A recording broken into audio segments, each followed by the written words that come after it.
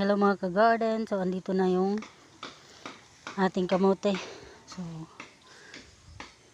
dito po dinaan. Tapos dyan sa may pilot road. Tapos yung area po is nandoon. Ayan yan. Mula dyan dinadaan yung kabayo. Dyan. So medyo malayo pa. Yung pinanggalingan ng kamote na to. So ito na nga. Yan, magaganda naman po yung bunga.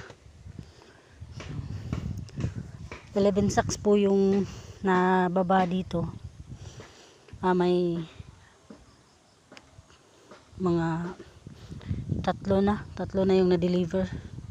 So nire-resack ko po, tinatanggal ko yung mga maliliit. Tapos yung mga na putol. So ito na malinis.